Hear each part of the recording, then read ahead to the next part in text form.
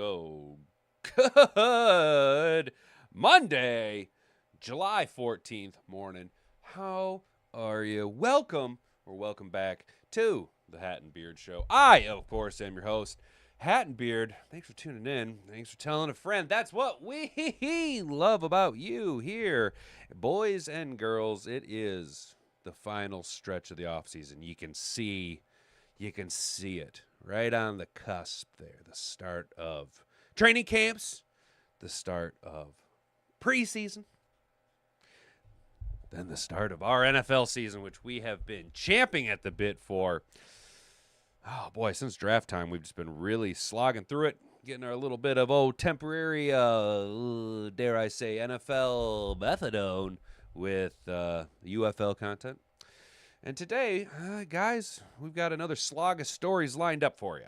All right, first and foremost, we're going to lead off today talking about what's kind of running the headlines right now, and that is Quinshon Judkins' domestic battery charge means for the Browns and how the NFL might respond. A little domestic nonsense popping off here, and it's obviously one of the few things that there is to talk about. Trying to connect the stories here. This is a Quinshon Judkins. He's a second-round pick for the Browns. And would you look at that? 30 of 32 NFL second-round picks haven't signed their contracts yet. This according to Yahoo Sports. We will take a little looky-loo over here at that.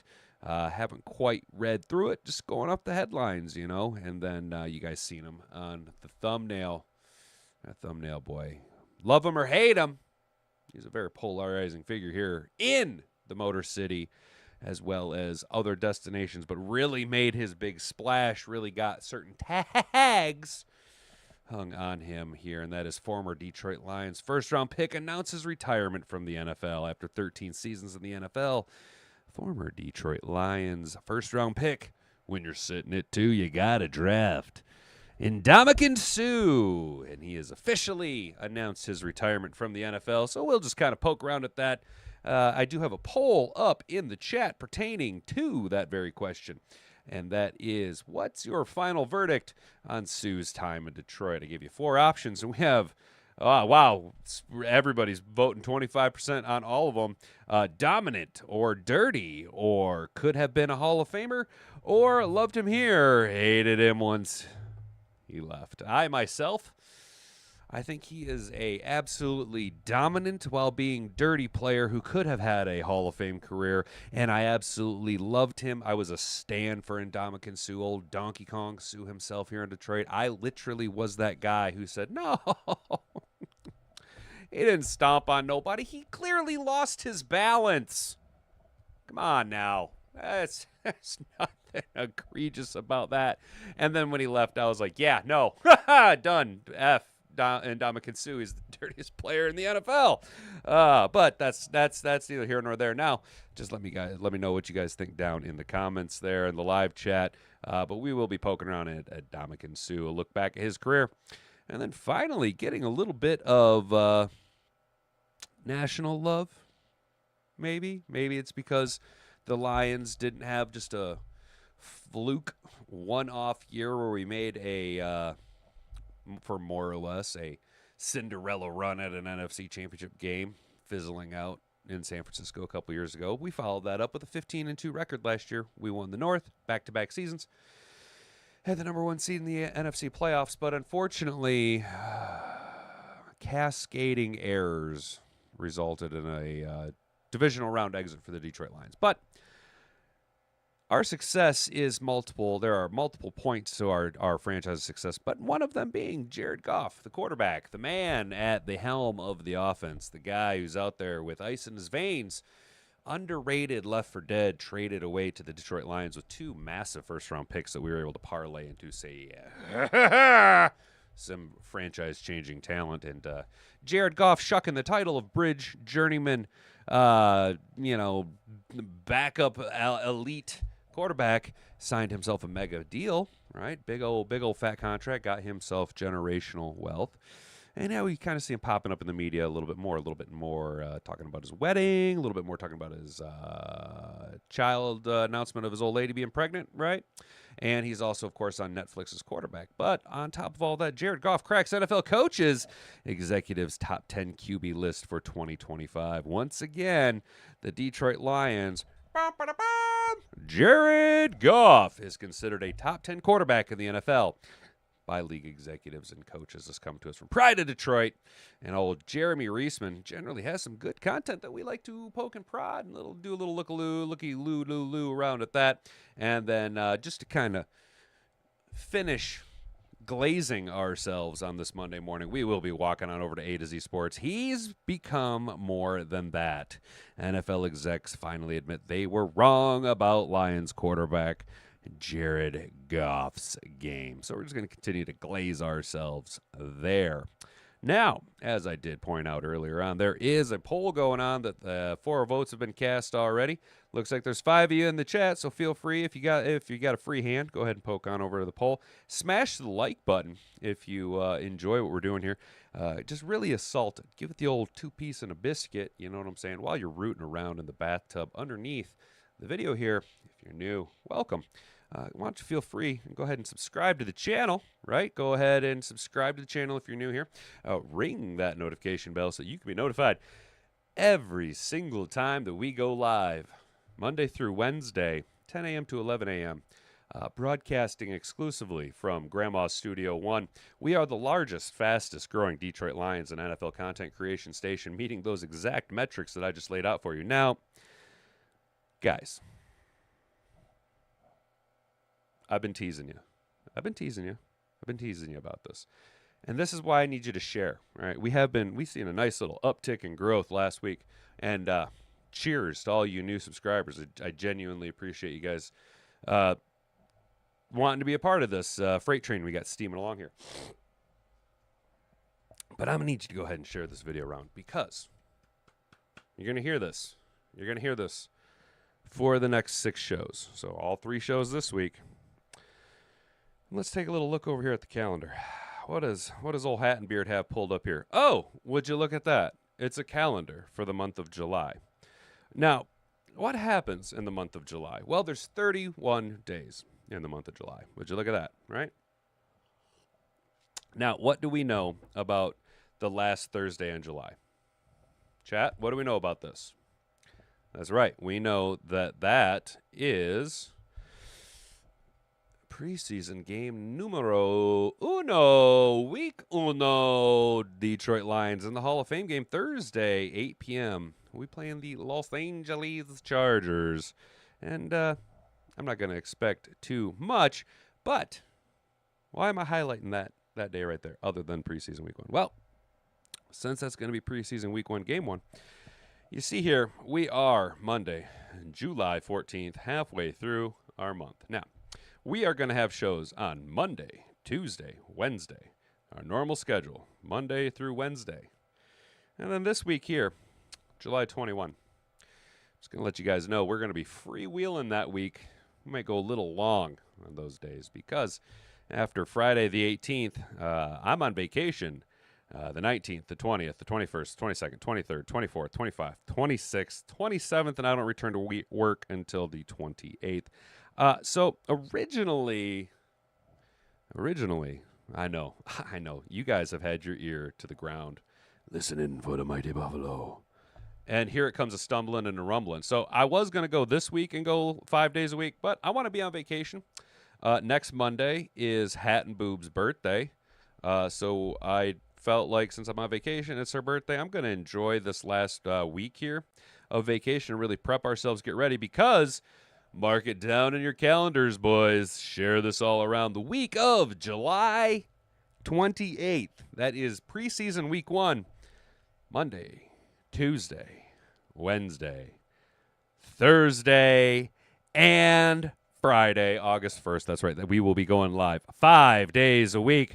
The week of July 28th. Look for us to be going Monday through Friday. That's right, 10 a.m. to 11 a.m. You can catch us here every single day of the week here at youtube.com. So make sure that you guys are rip roaring, rocking, ready to go for your work day or whatever you're doing at this time period. I genuinely appreciate all you guys hanging out. So share this around. We can really pump these numbers up, get this shit show rolling. All right, fellas, let's get in the show. It'd be a lot cooler if you did. All right, guys. Man, you guys are really going at it in the chat there. I appreciate it. Keep at it. Keep doing your thing. So, man, the allergens, dude. The allergens are just like not being cool this year, guys. I'm not a big fan of the allergens. Whoa, what's going on here? Come on now. What's going on? Sorry, my second screen over here. I got like a preview screen, more or less. It's going kind of bananas. Come on. There. Okay. All right, boys. Sorry about that. Now that we're 10 minutes in and running behind, this coming to us from cleveland.com/Browns. What Quinshon Judkins domestic battery charge means for the Browns and how the NFL might respond, coming from us from Mary K. Cabot. Mary K. Cabot. Oh, Mary K. Cabot. Here we go. Cleveland, Ohio. The Browns drafted Quinshon Judkins in the second round out of Ohio State in April to fill enormous shoes of the great Nick Hazachubber. And now it's in jeopardy, at least for part of the season. On Saturday morning, Judkins was arrested in Fort Lauderdale, Florida. Yeah, you Florida boys, huh? What's going on down there in Florida, huh? And charged with a misdemeanor battery. He was transported to the Broward County main jail and held there overnight. Judkins was seen leaving jail on Sunday by CBS Evening News. Oh, excuse me.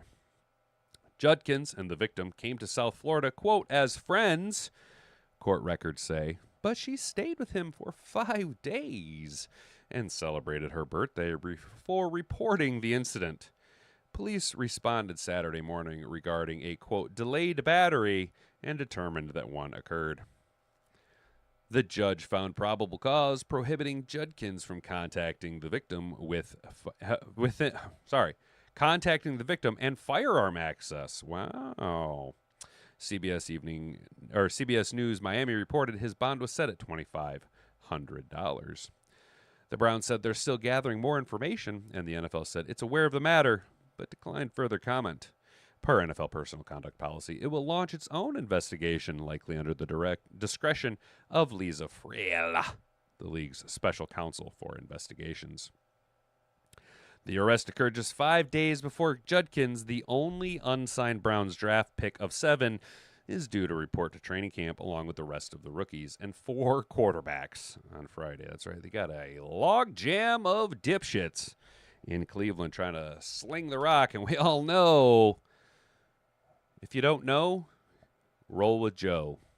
Veterans report on July 22nd, with the first full squad practice taking place on July 23rd. It marks the second straight year that the Browns' second-round pick out of Ohio State has been arrested for a domestic incident. Last summer, then rookie defensive tackle Mike Hall Jr. was arrested for domestic violence against his fiancée in Avern, Ohio. He later pleaded no contest to a lesser charge of disorderly conduct and was found guilty. He was fined $250 and placed on 2 years of non-reporting probation, along with having his 30-day jail sentence suspended. But the NFL, which has cracked down on domestic violence since former Ravens running back Ray Rice was captured on video assaulting his girlfriend in 2014, suspended Hall 5 games without pay after placing him on the commissioner's exempt list during the investigation. A player on the exempt list gets paid but can't participate in football activities. Per the NFL's policy, a 6-game suspension without pay is the standard for a first violation involving physical force, but it can be adjusted based on mitigating or aggravating factors. So it depends on how badly he whooped that ass. You know what I'm saying? Hopefully she got a few jabs in there as well. Maybe he's got a nice little shiner or something. Wouldn't that be funny if she, wouldn't it be actually funny if, instead of, because they're being kind of vague, they said that an incident did occur. I mean, he did get arrested. Wouldn't it be funny if she actually whooped his ass? A second offense results in a lifetime banishment from the league, but a player can petition for reinstatement after 1 year. Regardless of how the legal process plays out, the NFL can still suspend Judkins if it determines that physical force or battery occurred. Players arrested or charged with violent or threatening conduct in violation of the policy are also offered a former clinical evaluation, and appropriate counseling or treatment, the cost of which will be paid by the league. When necessary, the victims and their families are offered counseling too. In the case of Hall, the NFL still suspended him after his fiancée recanted her original accusations that he put a gun to her head and threatened to delete her. Hall was also accused of shoving her, dragging her by the feet out the doorway and down the driveway, punching holes in the wall, and throwing a baby bottle at her. Wow. Well, all right then. I do not recall a gun being put to my head, the woman wrote, according to the police report. I do not recall seeing any guns around me. Oh, well, that's quite a statement to go from, well, he put a gun to my head and he was beating the living shit out of me, to, I do not recall. I plead the fifth. There are so many amendments in the Constitution of the United States. I can only choose one. I can only choose one. I plead the fifth. I plead the fifth. Comment on it if you know what that's from. The fiancé also said in a report that some of the damage to the house might have been caused when moving a bed. Okay, that's interesting. That night was a blur. This is about their second-round pick last year, Michael Hall. He returned for the final 4 outings, but totaled 14 tackles in his 8 appearances before being carted off in the season finale with a serious knee injury that required surgery. Boy, karma is just a absolute bitch. He's currently rehabbing and hasn't yet returned to practice. He's also expressed regret over the domestic incident and has undergone counseling. Yes, because karma's a bitch.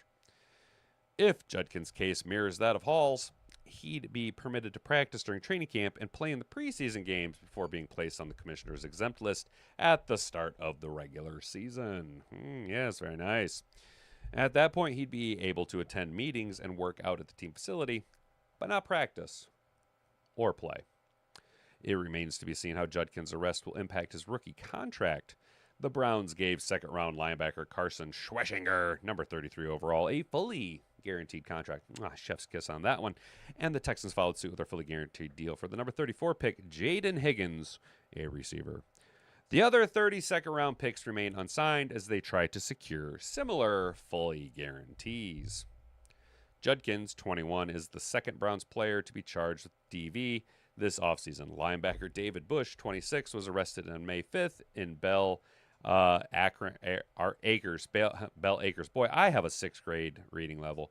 Bell Acres Borough, PA, just outside of Pittsburgh, on charges of misdemeanor assault and harassment involving his girlfriend. He has a formal arraignment Friday in Aleppo. And what is Aleppo?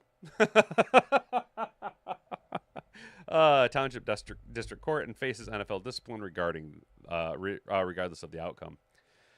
While the legal process played out, Bush participated in Browns offseason minicamp. He was an important part of the linebacker core last season, erasing the loss of Jeremy Asuwu Karamora to season-ending and career-threatening neck injury October 27th against the Ravens. Bush started. Don't care about Bush. And it's a tense period for all NFL teams as they hope to avoid that dreaded late-night phone call about wrongdoing or injury. Shortly thereafter, 5th-round rookie quarterback Shedeur Sanders was cited for the second time in less than 2 weeks for speeding in Cleveland while still participating in rookie orientation. He was clocked doing 91 and a 65 in Brunswick Hills on the final day of the team's organized activities, and 101 and a 60. What is wrong with Shedeur Sanders? Damn, dude, what is wrong with the Browns? They are dumb. They draft dumb players, except for, they didn't draft Joe Flacco, but wasn't there a story about that the defensive tackle that they drafted was named Mason Graham when he showed up fat and out of shape? Shedeur Sanders is speeding and stupid. They're all their young players. What is wrong with Cleveland, man? Golly, fellas. As for what the Browns will do, they must be without their lead back for any length of time. They currently have 4 other running backs on the roster. In 4th-round pick, Dylan Sampson. Samson! Simpson! I stick to my story. Have other running backs on the roster. 24 leading rusher Jerome Ford, who should be the lead back. Pierre Strong Jr. and Amani Marshall, an undrafted rookie out of App State. Ford, who led the Browns with 500 yards rushing last season and tied with Chubb for 3 TDs, can serve as the workhorse back in Judkins' absence if necessary. And Samson, I'll stick to him a story, mostly providing the third down changeup. The Browns can also add a pile if needed. The Browns drafted Judkins to overhaul their 29th running game. His physicality, his contact balance, the way he runs with strength is something I've seen in Nick, meaning Nick Chubb. The Browns GM said, "I'm not saying that this is Nick. What Nick means to the organization is beyond words. But what I'm saying is that the style of play is just going to fit very nicely in what we're trying to do." Well, I'm not going to continue to just talk about him. That's just a bunch of Browns glazing them. Wow. He's 5'11", 220. He squats over 600 pounds and runs a 4.5. Wow, that's impressive. I see why they drafted him, but he's a dipshit. So what do you guys think about the Browns and their stupid players? How's the chat doing over here? Good morning, AOC's tatas. What's up, Mr. Detroit City? How you doing, brother? What's going on, man? The girlfriends need to be smarter. Agreed, Jeanette. Agreed. Cognitive dissonance. The Browns know how to draft some doozies. Yes, Brent, dude. Exactly. F the Browns, Mr. Detroit City. Yeah, the Browns are just a bunch of, they don't make the best decisions. They're just not good at decision making, year in and year out, which is why they're constantly where they're at. As mentioned, 30 of the 32 second-round picks haven't signed their contracts yet. With the Los Angeles Chargers reporting to camp on Saturday, Trey Harris is the first second-round rookie to step into camp in his current contract situation. He won't be the last. Harris is one of 30 second-round rookies who haven't signed their contracts. The only two have signed, we said, are Carson Swester and Jaden Higgins. They both have fully guaranteed deals. The rest of the selections are likely seeking close or guaranteed offers, standard offers to the second-round pick. That aren't the standard offers, second-round picks. The problem is simple to explain, far from simple to solve, says Mike Florio. Before 2025, no second-round pick had ever received fully guaranteed contracts, with the Texans giving receiver Jaden Higgins a second pick in round 2, a fully guaranteed deal.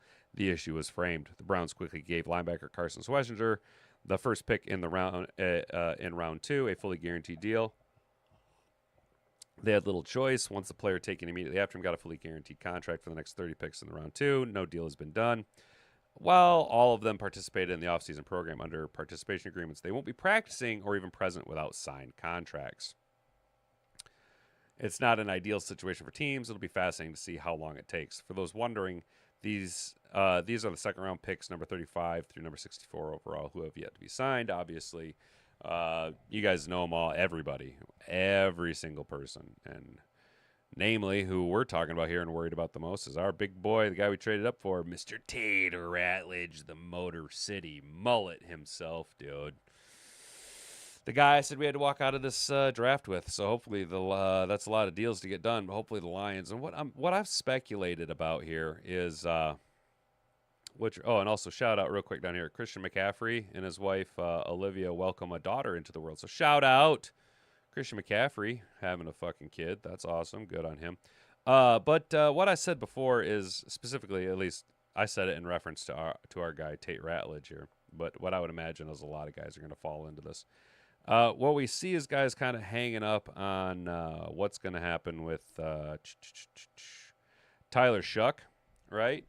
Because if Shuck can get a fully guaranteed contract, then we're just going to continue to see a cascading events here. And where it stops, I'm not exactly sure. Now, what I'm hoping happens with the Lions here in Tate Ratledge is that our Tate Ratledge and his team, okay, his camp, if it were, understand the importance of what he is staring down the barrel of. A change of position. You need to have as much time in camp as possible. And the Lions went up and got you for a specific reason. Now, that is an awful lot of pressure to put on a guy. Hopefully what we see is that their camp, meaning Tate Ratledge's camp, has put a hard deadline on when the contract needs to be signed, when you need to finally just say, fuck it, I'm not going to get a guaranteed contract. I'm just going to go right into it and deal. Just take what contract is given. And hopefully Brad Holmes and the Lions don't then kind of punish Tate Ratledge and give him a little bit lesser of a deal. But what I would expect to see is as we get days and days and days away from camps, contracts are going to just start to pop off, start to be cascading. Again, it's all kind of hinging upon Tyler Shuck right now, last I seen. But I would expect Tate Ratledge to be signed and reporting to camp. Hopefully the Lions know what they're doing. How are we doing down in the chat? Well, you see, Mr. Detroit City, the problem with Cleveland is, their name is the Browns. All right. Now, that is for a very specific reason. Okay. Clearly, they are trying to appease the powers that be by acting out in some type of self-deprecating embarrassment ritual, where just by having the name the Browns, clearly it is an insinuation that they are turds. They are giant piles of shit. They have to be the worst team in all sports before ultimately the Illuminati, the people that report to, the Bilderberg Group, will grant the Cleveland Browns permission to finally be successful. Obviously, the Detroit Lions, the only reason that they're successful is that they went from a terrible anti-Israeli ownership group, obviously, with William Ford being, or Henry Ford being a very outspoken anti-Semite, and that we see how Israel runs the world. Now, with Sheila Ham coming into power for the Detroit Lions, she shucked the name Ford, obviously separating herself from the anti-Semitic beliefs of the original Ford Motor Company, and then the powers that be, the Illuminati, the banks that run the world, the powers that be, overseeing everyone, the deep state, if you were, granted the Detroit Lions access to finally become a successful organization. So hopefully, if the Cleveland Browns were smart, they will find some way to appease the Illuminati, thus granting them the ability to finally become one of the more dominant and hopefully shuck this embarrassment ritual. Think of when they make African-American men dress up in dresses before they are finally allowed to be successful in Hollywood. It is very similar to what the Cleveland Browns are doing. Is that what you wanted to hear, Mr. Detroit City?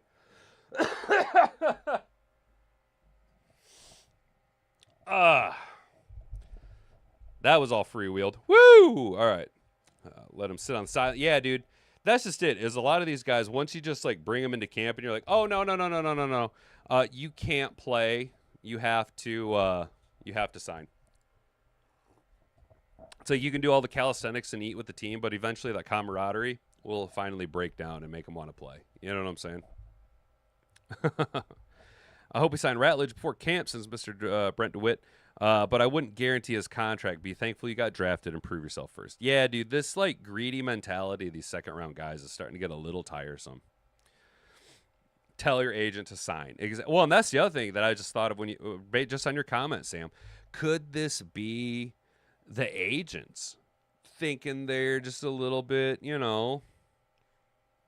little bit more than they are, a little bit more flashy, deservedly of a little bit, and thinking they can force their guys, thinking that they can come in and strong arm. Maybe Tate Ratledge's agent is like, hey, look, they traded up to get you, dude. They traded up to get you. All right, they clearly want you. You have the leverage here. When in reality, he doesn't, because the Lions aren't going to fuck around with this type of shit. You know what I'm saying? All right, guys. So before we get into the thumbnail story, if you wouldn't mind, if you haven't already, would you kindly walk on over to that like button, hit it with the old 2-piece and a biscuit. Share this video around with all your friends, because they need to know that we're going to be going 5 days a week starting July 28th, Monday through Friday. And then if you're new here, please subscribe. If you like what we do, ring that notification bell. Hang out every morning. We do have a poll posted up here. And what's your final verdict on Ndamukong Suh's time in Detroit? When you're sitting at 2, you got to draft Ndamukong Suh. I gave you 4 options. Dominant. Dirty, walking away with 40% of the vote. Could have been a Hall of Famer, 20% of the vote. And loved him here, hated him once he left. That's what I would pick if it were me. I was a huge Ndamukong Suh fan and just defended him. Everything. I was just like, nah, he fell. He didn't stomp on nobody, dude. And the minute he left, I was like, fucking Ndamukong Suh. That dude is dirty as hell. But he did announce his retirement after 13 seasons from the NFL. Former Detroit Lions first-round pick, and Ndamukong Suh is officially retiring. Suh, who hasn't played a snap in the league since 2022, made the announcement on social media, which was accompanied by a tribute to his late father, who passed away 1 year ago. Before he passed, he gave me a final piece of advice. It's time to let football go. You've done everything you set out to do. Now it's time for the next chapter, Sue said, his late father, who died in July of 12th, 2024. That conversation stayed with me. So today, 1 year later, I'm honoring that wish. I'm officially retiring from the NFL. Sue was the number 2 overall pick for the Lions in 2010 and ended up spending 5 years with the team before moving on in free agency to the Miami Dolphins in 2015, where he spent 3 seasons. Sue also appeared in contests with the LA Rams, the Tampa Bay Buccaneers, and Philadelphia Eagles. He won a Super Bowl with the Bucs in 2020. In all, Sue garnered 5 Pro Bowl nods and 5 All-Pro selections, including 3 first-team nods, and he was Defensive Rookie of the Year in 2010. The former defensive lineman recently announced that he's starting a podcast called, quote, No Free Lunch. Can't wait to check that out. Oh, yeah, I can't wait to check that out. Sue will explore the most successful people in sports are building long-term wealth and what he can learn from their experiences, the show's description says. In every episode, Sue will talk with athletes, experts, business leaders, and recurring contributors about their personal journeys to success and explore the latest business ideas and trends, all filtered through the world of sports. Well, why don't you hire me, dude? Hey, why don't you hire me, Mr. Ndamukong Sue? So that's cool. That's pretty cool. You know, we see a lot of these guys transitioning post professional career into the podcast sphere, which is, you know, pretty slick because it does give you, first of all, it gives you another way to continue to maintain income and not just have to draw on your ideally smartly invested wealth. Unfortunately, a lot of these guys are not so great with their investments, but maybe that's what Sue here is doing. Maybe he was obviously good with his investments. He made a lot of money in the NFL. He made a lot of money over 12 years in the NFL, being a number 2 overall pick for the Detroit Lions back in 2010. You know, he did win a Super Bowl, and he was kind of a mercenary there towards the end of his career, waiting for a team to sign him on kind of whatever team he wanted to go to, whoever was going to make a run, right? And what he's now able to do is utilize all of the networking and contacts he's made throughout the years, flex his name out to get bigger names to come on. And yeah, we're probably going to see a lot of the same talking heads on all of the other podcasts, but it will be nice to have another unique voice, be it that athletes, I do think, kind of view things from a different perspective than your traditional, you know, business guys or podcast, social media personalities. And they put things, at least for me, in a more digestible form in terms that I can understand. You know, so hopefully it's successful, and maybe Ndamukong Suh continues to be a dominant force post NFL career in ways that can help benefit society and the community at large. So, cheers to him. Again, I was a huge fan of Ndamukong Suh. I keep saying this: when you're sitting at 2, you gotta draft Ndamukong Suh. That's because back then in 2010, I was working early mornings doing outside welding for outside steam distribution, and I would listen to what was it, 107.3 out of Grand Rapids. They had a sports talk show there, and the host used to be this dude Michael Gray, and who was the other guy? Oh, there was another host, but there was like a 3-headed because the producer was heavily involved. But it was this awesome sports talk show, dude. I used to listen to it all the time. And they had a little song that they would play during the draft process in 2010. And it was, when you're sitting at 2, you got to draft Ndamukong Suh. Yeah, Sam, love the pick. He really couldn't control himself, though. He was never, at least for Detroit, because I'm going to be real, I didn't really watch him after he left Detroit. Because I just thought he was a bag of turds. He just was never able to just taper that edge that like Aiden Hutchinson has, but he's able to do it cleanly. You know what I'm saying? That's the difference between top tier and elite. Is the elite guys can shut it off and not have that. I mean, outside of the one real bad lash out against Mason Rudolph, Myles Garrett keeps his cool. You know what I mean? Max Crosby, although vocal, tends to keep his cool-ish, right? I couldn't tell you much about Trey Hendrickson. I don't watch him enough. Micah Parsons, I don't enjoy the Cowboys, but again, able to kind of control himself. You know what I'm saying? But Sue was never able to just keep his mouth. You know, he couldn't just run his mouth. He also had to get a little bit dirty, a little bit violent, a little hostile with players, and that's unfortunately gonna probably be one of the things that keeps him out of Ring of Honors. And the other thing, do you think Ndamukong Suh had a Hall of Fame career? Does Ndamukong Suh get into the Hall of Fame? Was he a big enough name during his prime? Did he do enough to really set himself apart? Unfortunately, I don't think so, simply because when you think of that era of defensive tackles, although Ndamukong Suh was dominant, there was a guy a few years after him who just was a unstoppable force, and that being Aaron Donald. So Ndamukong Suh maybe, but unfortunately will always be overshadowed by what Aaron Donald was able to do in his prime.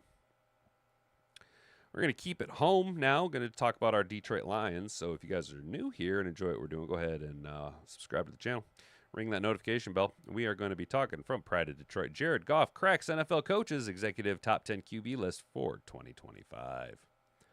For the second straight year, Detroit Lions quarterback is considered a top 10 quarterback by those within the NFL. ESPN continuing their series of top 10 rankings based on a survey of NFL execs, coaches, and scouts dropped their top quarterback list for the 2025 season. Goff finished 8th on that list. Quote, he's moving up one ranking from last year. Quote, he developed into one of the game's best pure passers, an anonymous NFC defensive coach told ESPN. He doesn't turn the ball over like he used to. He's a reliable quarterback with a real arm. He's not just a drop-back passer who makes it happen. He's become more than that. Goff is coming off his best statistical season to date. He set career highs in touchdown passes with 37, yards per attempt at 8.6, passer rating of 111.8, QBR of 68.4, and completion percentages of 72.5. The turnovers were a little bit higher than normal, 12 INTs, but 5 of those did come in a single game against the old Houston Texans, which we still were able to just punch them in the old mouth of Ruski. Another insider praised Goff's ability to stay comfortable in the pocket, something this AFC scout credited to Detroit's coaching staff. Quote, he's improved in his ability to reset his feet and deliver the ball accurately, and it's changed his career. The coaching staff in Detroit gave him a greater sense of calm in the pocket, and he's capitalizing it. He's also given him an amazing pocket to throw from with. Give him the gold jacket already. Penei Sewell being your just generational anchor. Goff ranked 3rd amongst NFC quarterbacks on the list, only training. I believe it's supposed to be trailing Jaden Daniels 5th and Matthew Stafford 6th. Interestingly, Goff is listed ahead of Super Bowl champion Jalen Tush Push Hurts, who came in at 9th. No other NFC quarterback has made the list, though, although Jordan Love was the second honorable mention, suggested he's in the top 12. And Jordan Love not bad when he's healthy. I'm going to be honest. Jordan Love is not that bad, right? I don't think Matthew Stafford should be ahead of Jared Goff, but that's what happens when you play in L.A. And let's be honest.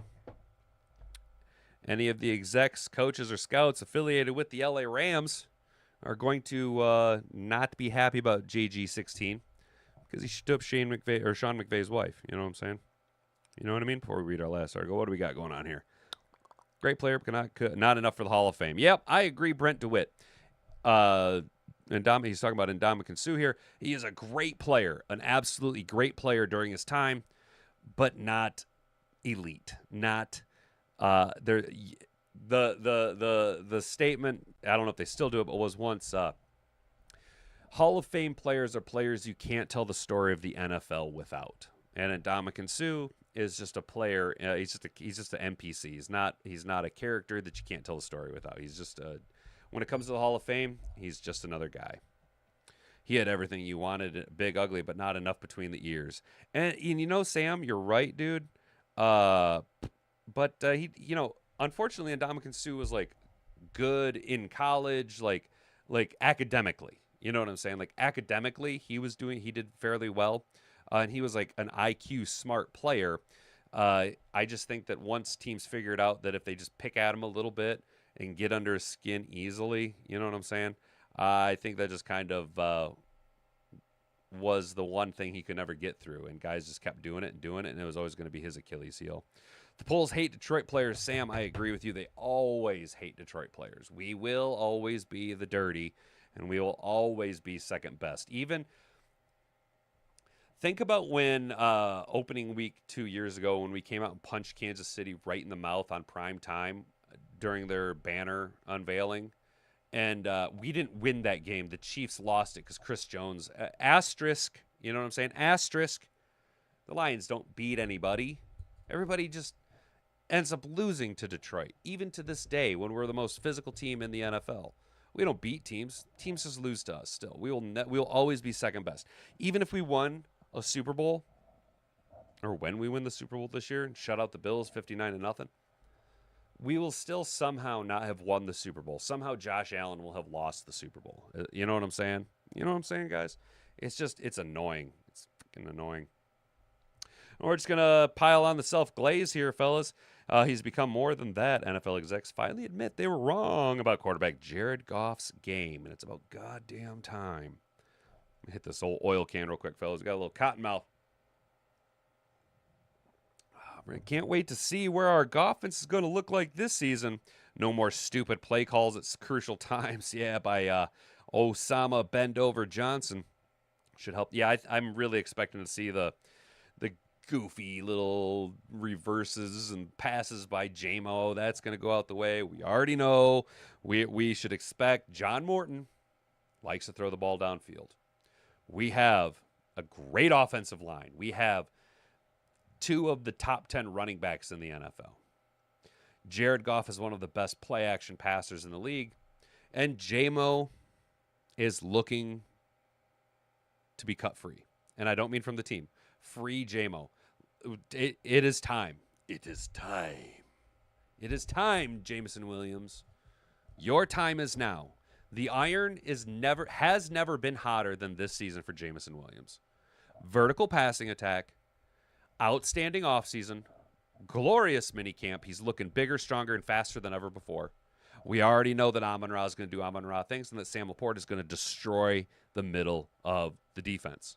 It is time for Jared Goff to unleash the Kraken. Throw the ball downfield to J-Mo 6 times a game. I don't give a goddamn shit. I don't give a shit. Jameson Williams, anything short of 1,500 receiving yards this season. I did give him, a 1,400-yard floor and a 1,600-yard ceiling early on. All right, anything short of 1,400 yards by Jameson Williams, all-purpose yards, is subpar. How's that? Is that fair? This team is set up to win a Super Bowl. It's finally time. We should, Sam. We should. We have all of the weapons. Everybody's going to be healthy, more or less, right? With the exception of Aleem McNeil, but he'll be coming back at the right time. And we drafted a clone of him in the first round with Tyleek the Freak Williams, right? As long as Alex Anzalone can pull his head out of his old keisteroo and figure out what he wants to do, right? And even then, even if old Alex Anzalone can't pull his head out of his keisteroo and is a holdout, sucks to be you, dude. Time for Derek Barnes and Jack Campbell to be elite. And by the time you figure it out, well, sucks to be you, dude. Rodrigo's coming back, and we know what we're getting out of Rodrigo. Hutch, ha! I pity the NFL. I pity the NFC. I pity the NFC North. Aiden Hutchinson is going to absolutely destroy him. Our defense is going to be... I think Kelvin Shepard is going to elevate our defense to be a top 5 defense across the board. I really do believe that Calvin Shepard, as good of a defensive coordinator as Aaron Glenn was, and the mind that he had, Aaron Glenn would have been that step this year, but Aaron Glenn pursued options and, where his career led him. He's needed to pursue head coaching options for the Jets. You can't scrutinize them, right? Strike while the iron's hot. Our defense, I think Calvin Shepard is going to be a little bit more aggressive than Aaron Glenn, and I think we're going to have better talent to be more aggressive with. Our secondary is going to be so much better this year, as long as everybody can stay healthy. Our defense should be a top 5 defense, right? But talking about Jared Goff, I'm not going to lie to you. This is from A to Z Sports. Maybe this makes me look like a homer, but in my opinion, a lot of NFL analysts in the national media and some football fans stopped watching Detroit Lions quarterback Jared Goff in 2020 when he was in his last year with the Rams. These people are just so dang sure that this guy. Come on. Come on. I have a hard time reading it if it's not highlighted. What's going on here? Come on now. Let's hit the old refresheroo. I think I got too many windows open, fellas. All right. These people are just. I can't highlight it. All right. Well, good luck to me. There we go. These people are just so dang sure that this guy, that this is the guy that he is, and he's a problem-filled quarterback who is guided by someone. Okay, that was a fucking tongue. I'm stupid. He's only good because of someone else and never because of himself. I think that's incredibly lazy and indicative that they just don't pay attention to him. Yes, that paragraph, as choppy as it was, let's read it again. These people are just so dang sure that this is the guy that he is and that he's a problem-filled quarterback who is guided by someone. He's always only good because of someone else, and he's never because of himself. I think that's incredibly lazy and indicative that they just don't pay attention to him. I agree, and I also think that this article is paid by the word.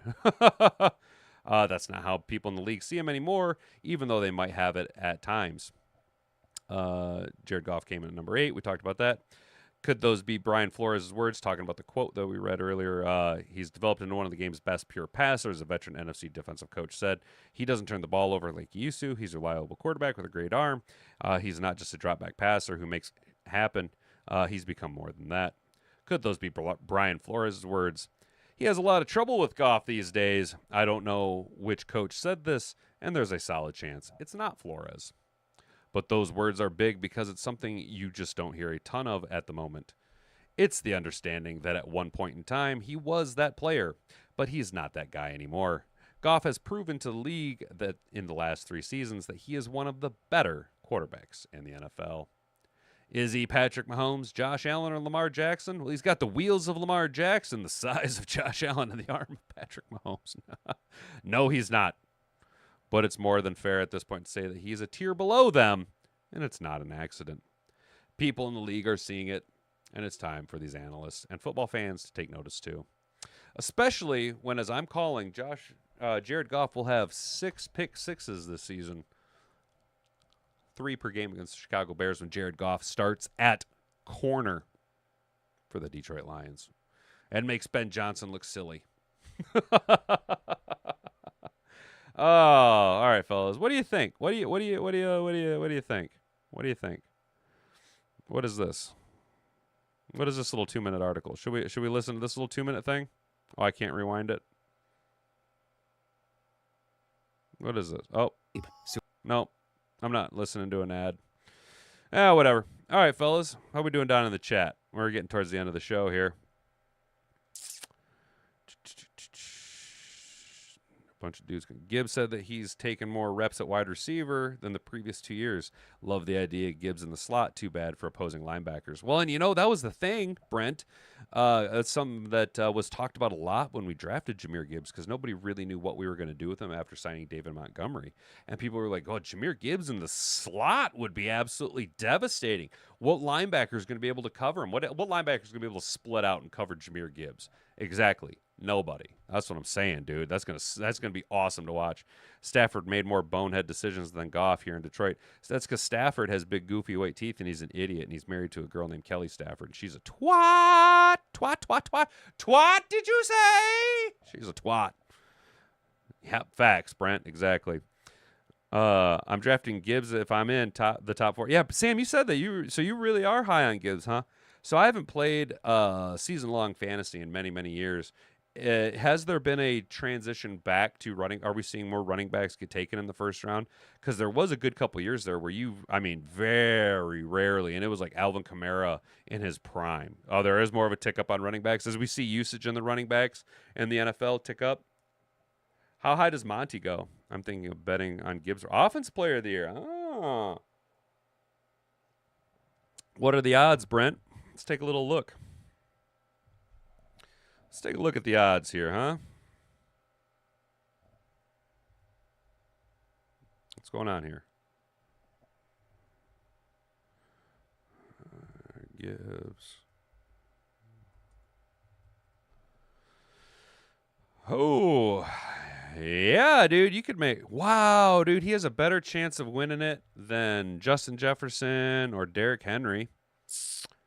Who's favored right now? Saquon Barkley at plus 650. Yeah, dude. Shit. Brent, dude.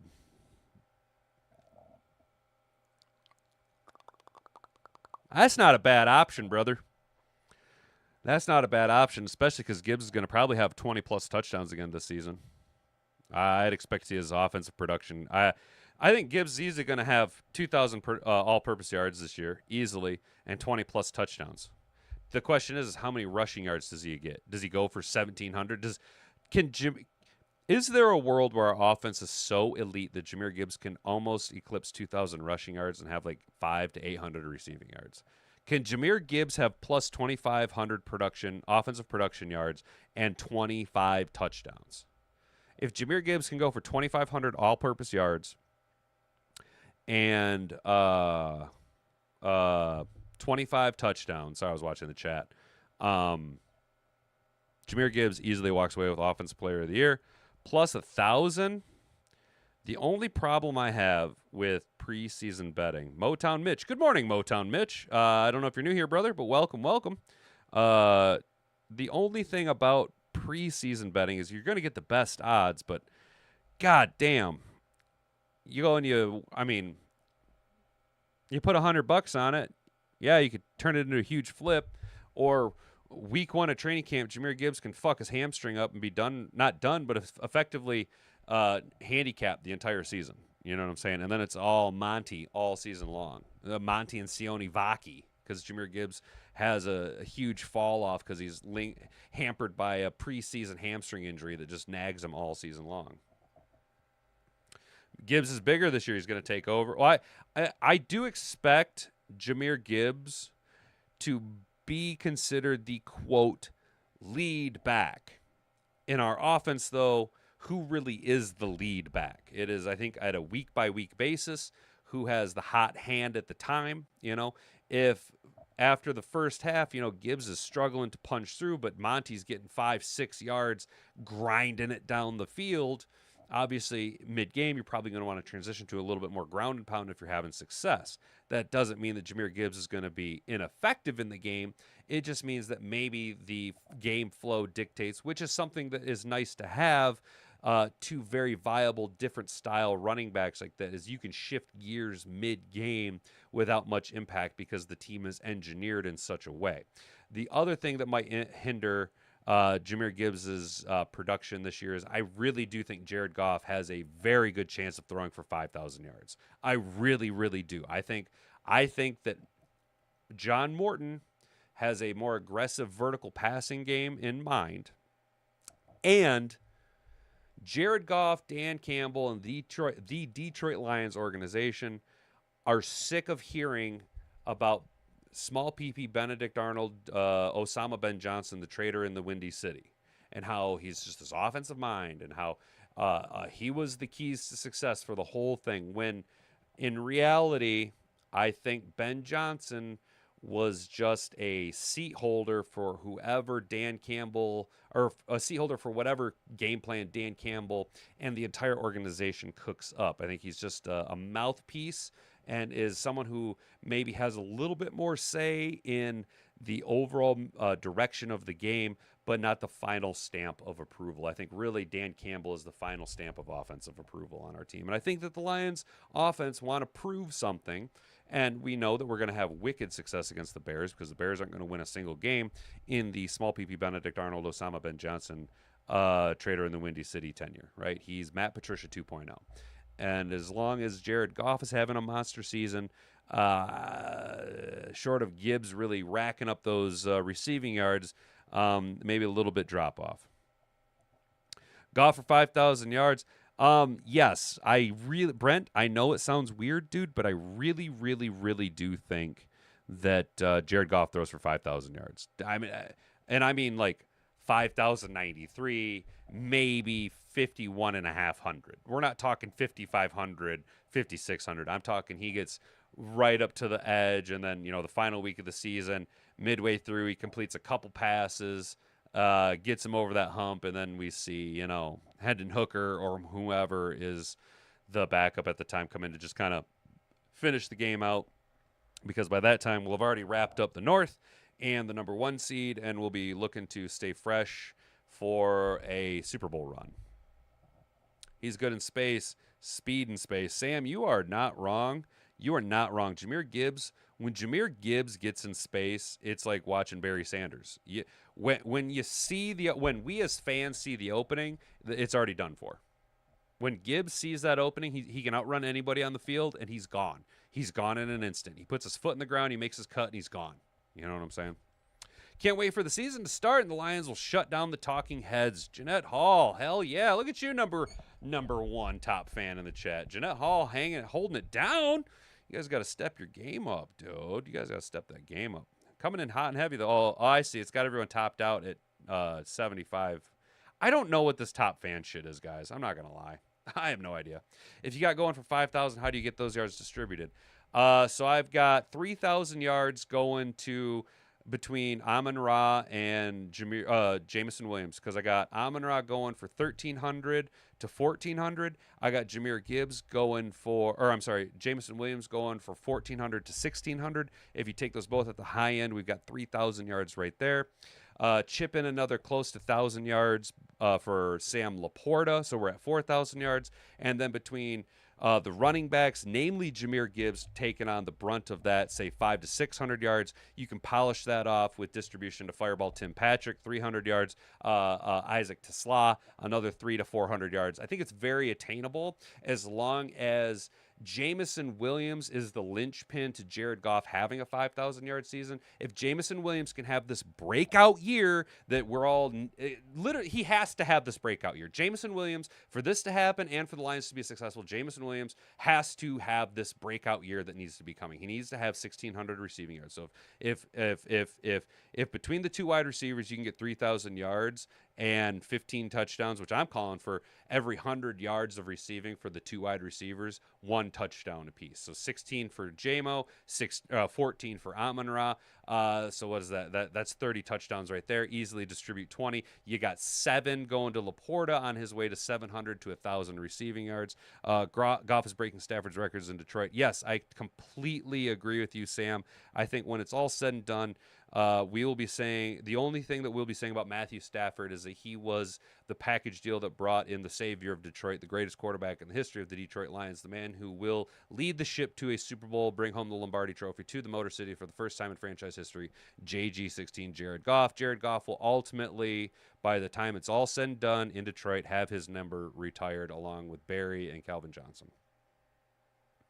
JMO, just don't get locked up, both legally and on the field, Mr. Detroit City. And I'm thinking we're seeing, based on everything we've heard from both Jameson Williams and other players, he's matured, which means off the field issues probably shouldn't be much of an issue, if any at all. The closer we get to the regular season, the more control the team has over his actions, the more he'll be in the flow of it, less likely to be doing nonsense off the field. And then we do know that just with his speed alone, he's not going to get locked up defensively. And then you look at the poundage he's put on, how crisp he's running in pajama practices. I think Jameson Williams has that year. I think he's that guy.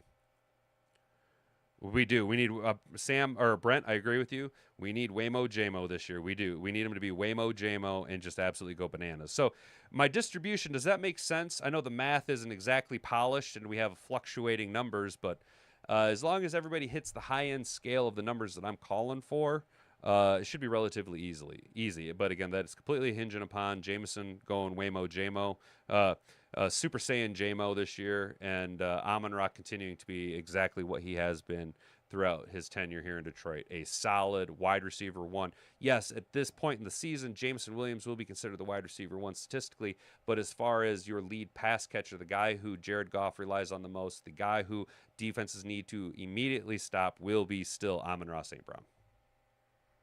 Goff might get MVP. I've been saying that. Jared Goff for MVP, especially when he wins or has 6 pick sixes against the Bears.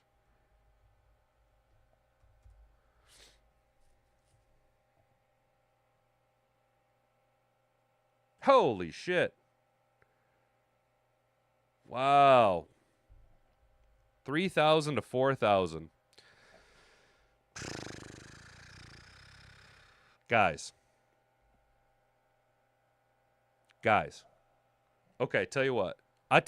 This is what we're going to do. Fellas.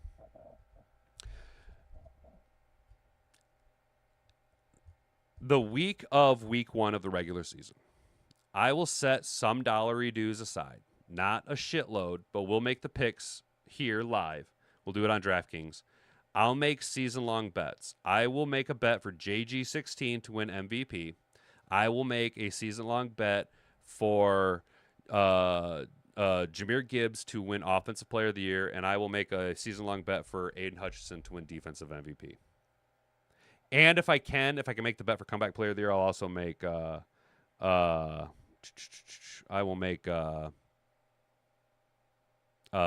Hutchinson Comeback Player of the Year. If we want to swing that dollar reduce, and I'm talking like $20, $25, something like that. How does that sound? Do you guys want to do that? I'll just make that investment, and we'll just let it ride with you guys because I actually like where we're at. Now the odds will shift a little bit. You know what I'm saying? But I think the closer we get to the start of the regular season, yeah, I'm willing to do that. Season long bets with you guys on this for Goff to win MVP, Hutch to win Defensive Player of the Year, and Jahmyr Gibbs to win Offensive Player of the Year. How's that?